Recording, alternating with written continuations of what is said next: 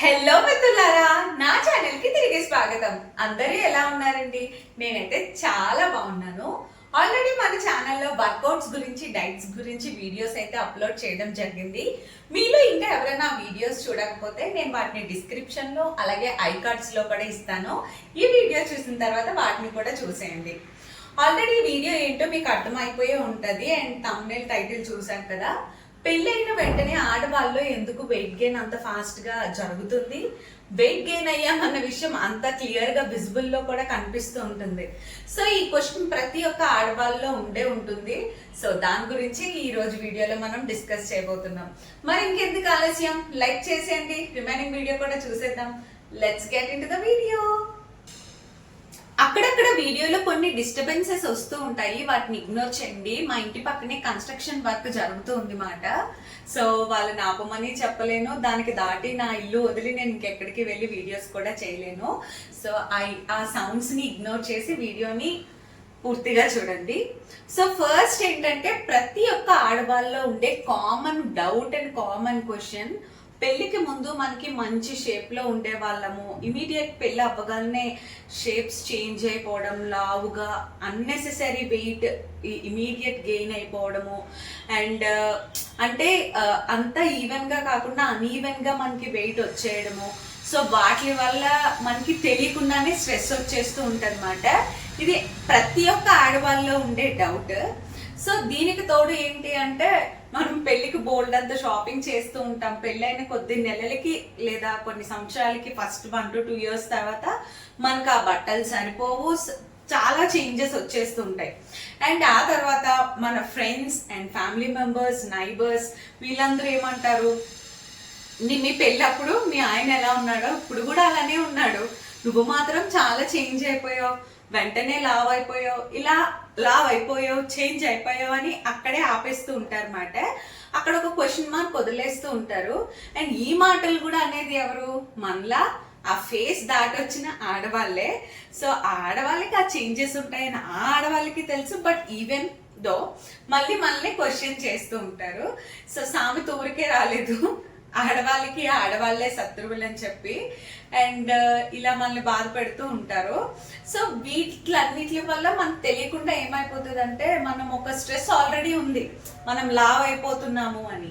So ఇలాంటి questions, ఇలాంటి situations face చేసినప్పుడు ఆల్రెడీ స్ట్రెస్ లో ఉన్న మనకి ఇంకొంచెం స్ట్రెస్ యాడ్ అయ్యి బాధ పెరిగిపోయి తెలియకుండానే మనం వెయిట్ గెయిన్ ఇంకా అవుతూ ఉంటాం.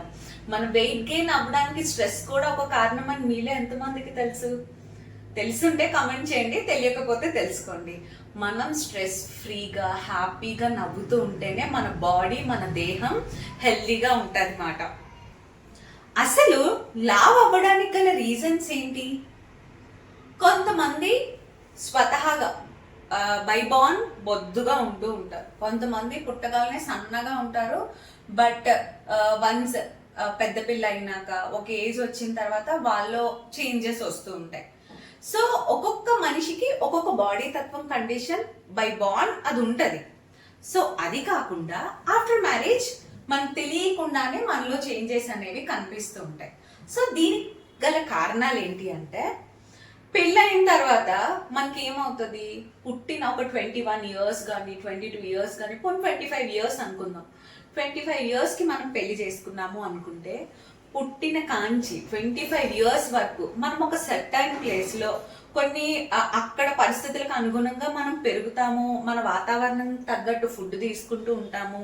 అండ్ మన ఫ్రెండ్స్ అండ్ ఫ్యామిలీ మెంబర్స్ తో మనం ఒక కంఫర్ట్ జోన్ లో ఈ 25 years గడుపుతాం.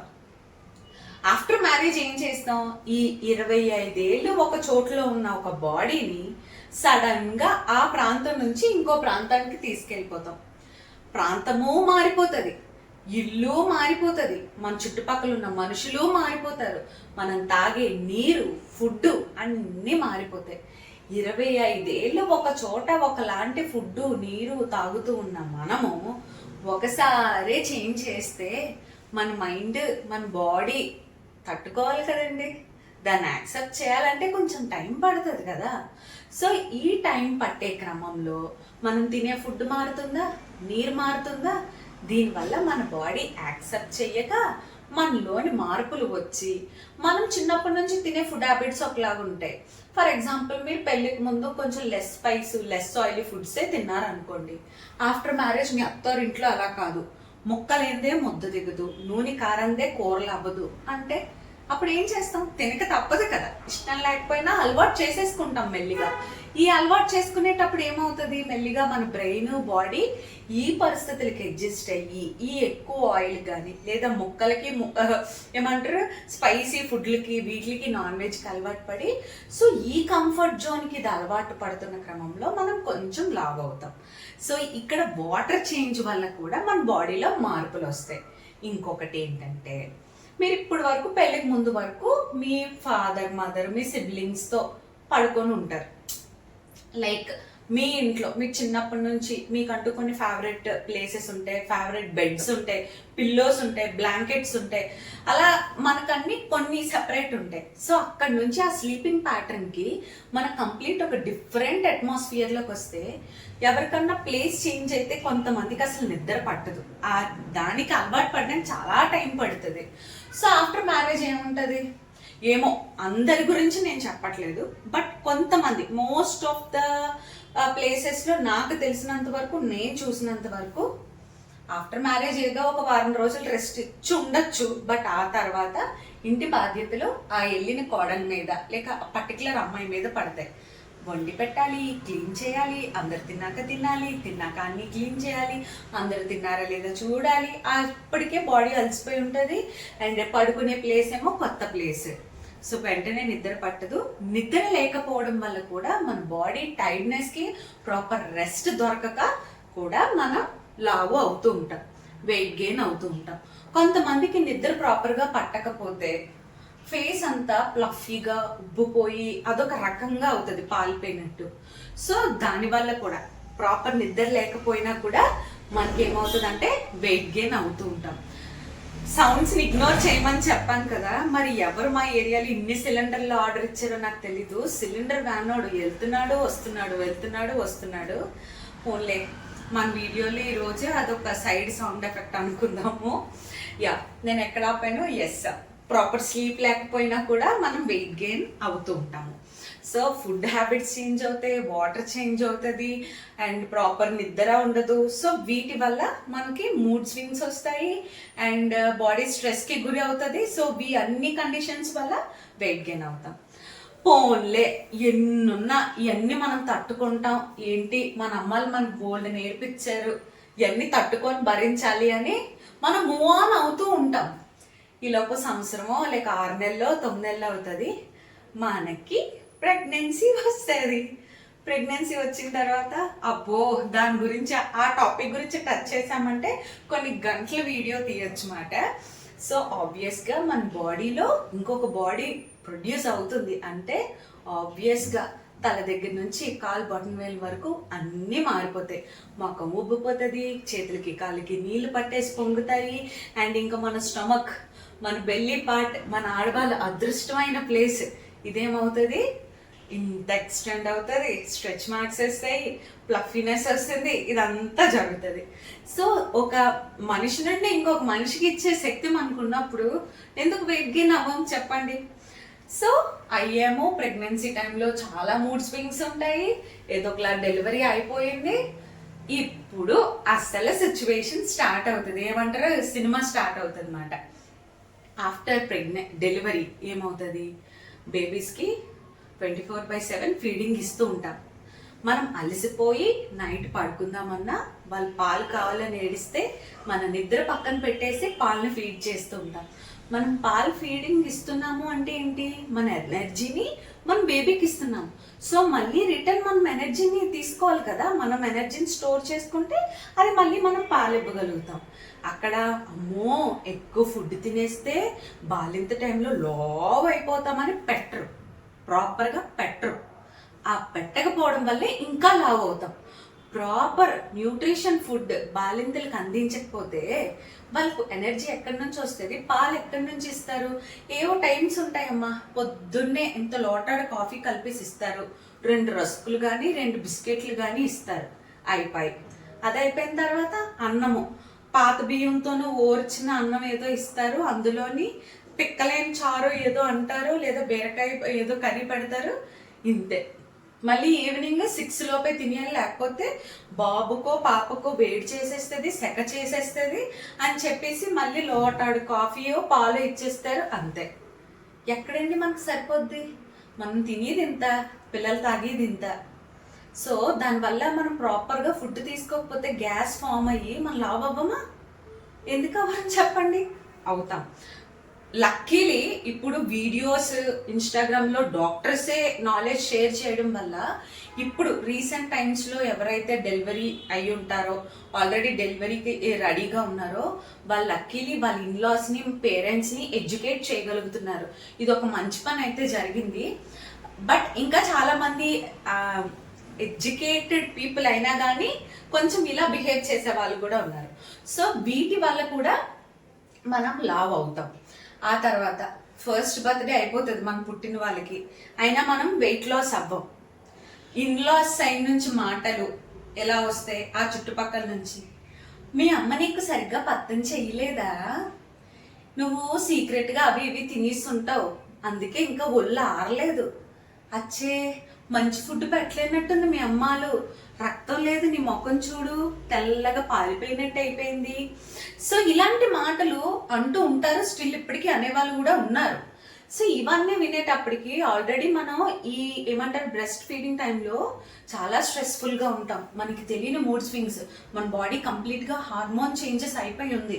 సో ఏమంటారు పచ్చి పుండు అంటారు కదా, మన హార్ట్, మన బ్రెయిన్, మన శరీరం సేమ్ అలాగే ఉంటుంది. దీనికి తోడు ఏంటిది మంటమైన సాంబ్రాన్ని పోస్తే పొగ ఎలాగ వస్తుంది, మనకి లోపల బాధ అలాగ వస్తుంది. సో ఈ స్ట్రెస్ వల్ల మనం ఇంకా లావ్ అవుతాం తెలియకుండా. సో అప్పుడు యాజ్ ఏ హస్బెండ్గా హస్బెండ్ తీసుకోవాల్సిన స్టాండ్ ఏంటో తెలుసా?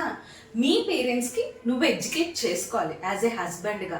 అమ్మ నీ టైంలో ఉన్నట్టు అన్ని రోజుల్లో ఉండదు, ఇలా ఇన్ని ప్రాబ్లమ్స్ ఉంటాయి, నీకు జరిగినట్టే నీ కోడలికి కూడా జరగాలి, నీ కోడల్ని కూడా మీ అత్త సాధించినట్టే నువ్వు సాధించాలి, అలా ఉండకూడదమ్మా, కొంచెం మారు, నీకు ఈ విషయాలు అనవసరం అని యాజ్ ఏ హస్బెండ్గా నువ్వు స్టాండ్ తీసుకోగలగాలి. అలా ఏమంటారు అంత ధైర్యం నీకు మీ మమ్మీని ఎదిరించి మాట్లాడగలిగే ఏమంటారు వాయిస్ ఉన్నప్పుడే నువ్వు పెళ్లి చేసుకో. ఎందుకంటే నిన్ను నమ్ముకొని వచ్చిన తర్వాత ఈ స్ట్రెస్ తీసుకోవాల్సిన అవసరం ఆ అమ్మాయికి లేదు. ఇంకా ఆ రోజుల్లో ఇలాగే ఉండేవంట, ఇలాంటి తొక్కలో కబుర్లు చెప్పొద్దు. నొప్పి ఎవరిదన్నా నొప్పే. ఆ రోజు మా అమ్మ నొప్పి భరించింది, ఈరోజు నువ్వు భరించంటే అదే శరీరం కాదు కదా నొప్పి భరించేది. ఆవిడకి వేరేలా ఉండొచ్చు, ఇప్పుడు భరిస్తున్న ఆమెకి డిఫరెంట్గా ఉండొచ్చు. ఏంటిది ఇంకా నొప్పి మీద నొప్పి మీరు ఇంకా పెంచకుండా ఉండేలాగా మీరు స్టాండ్ తీసుకొని సపోర్ట్ చేయాలి. ఇంకా నువ్వేం కాదు, ఈ వెయిట్ గురించి అది నువ్వు ఆలోచించకు, ఫస్ట్ నువ్వు రికవర్ అవ్వు, బేబీ మంచి ఏజ్ వచ్చిన తర్వాత నువ్వు మంచిగా వెయిట్ లాస్ అవ్వదు, నీకోసం ఆ డైట్ ఇస్తాను, లేదంటే డైట్ తీసుకుంటాను, జిమ్కి వెళ్దు కానీ లేదా యోగా చేద్దు కానీ ఇలా మీరు మంచిగా మీ వైఫ్స్కి సపోర్ట్ ఇచ్చినట్లయితే ఈ ఎక్స్ట్రా స్ట్రెస్ని కాస్త మీరు తగ్గించిన వాళ్ళు అవుతారు. మీరన్న ఒక్క మంచి మాటకి మా ఆడవాళ్ళందరూ హ్యాపీగా ఫీల్ అవుతూ ఉంటారు అన్నమాట. సో ఇలాంటి చేంజెస్ అన్నీ జరుగుతాయి. కొంతమందికి ఏంటి ఆఫ్టర్ మ్యారేజ్ ఇయర్స్ గడుస్తూ ఉంటాయి, ఆల్రెడీ వెయిట్ గెయిన్ అవ్వడం వల్ల, ప్లేస్ చేంజ్ వల్ల, ఫుడ్ హ్యాబిట్స్ చేంజ్ అవ్వడం వల్ల, లైఫ్ స్టైల్ చేంజ్ అవ్వడం వల్ల పీసీఓడి, థైరాయిడ్ ప్రాబ్లము, ఇంకా ఏవేవో కొత్త గడ్డలు అంటావేవో, నాకు పేరు ప్రాపర్గా తెలీదు, తెలియకుండా వాడకూడదని చెప్పట్లేదు.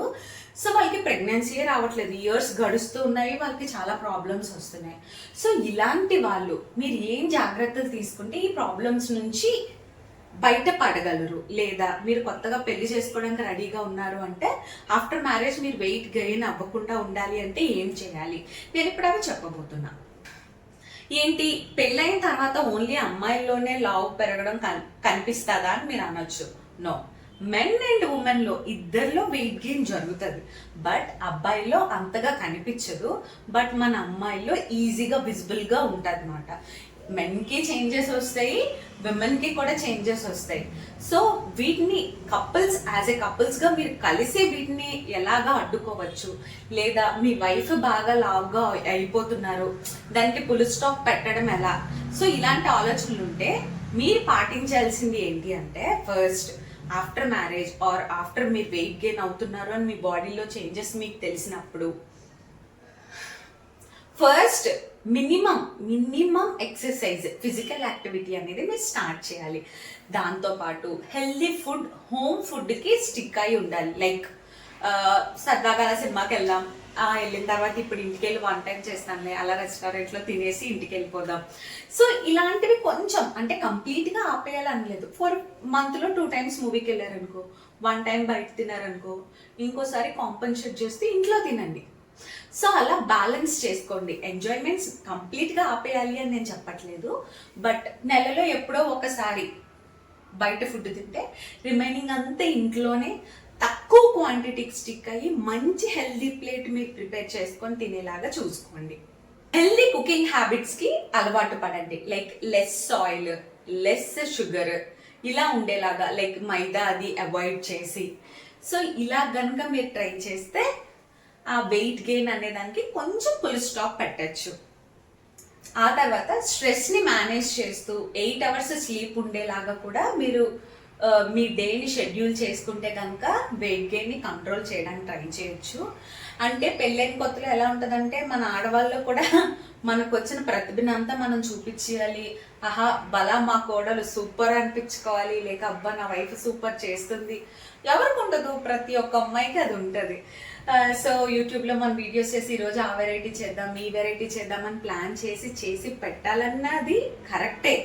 బట్ ఆ తర్వాత వచ్చే పరిణామాలు కూడా అలాగే ఉంటాయి. సో చేసి పెట్టాలన్న వాటిలో హెల్దీ రెసిపీస్ చూసి చేసుకోండి.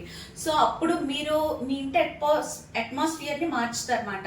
మనము హెల్దీగా చేసుకుందామా ఏదన్నా, సో మనకి ఫ్యూచర్ బాగుంటుంది హెల్దీగా, మనం ఇలా హెల్దీగా తింటే మనకి మంచి ప్రెగ్నెన్సీ రావచ్చు. సో ఇలా డిస్కస్ చేసుకోవడానికి ట్రై చేయండి.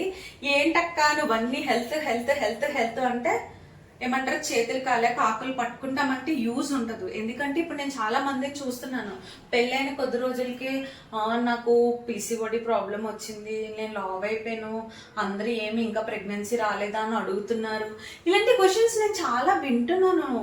సో దానికి మీరు ఫుల్ స్టాప్ పెట్టాలంటే కొన్ని కంట్రోల్ చేసుకొని మీ డేని ఒక హెల్దీ లైఫ్ స్టైల్గా మార్చుకుంటే కనుక మీరు హెల్దీ వేలో ఉంటారు, వెయిట్ గెయిన్ అవ్వరు, ప్రాపర్ ప్రెగ్నెన్సీ వస్తుంది. సో అంతా బాగుంటుంది. సో ఐ హోప్ నేను చెప్పాలనుకున్నది మంచిగా కన్వే చేశాను అనుకుంటున్నాను, మీకు అర్థమయ్యే విధంగా.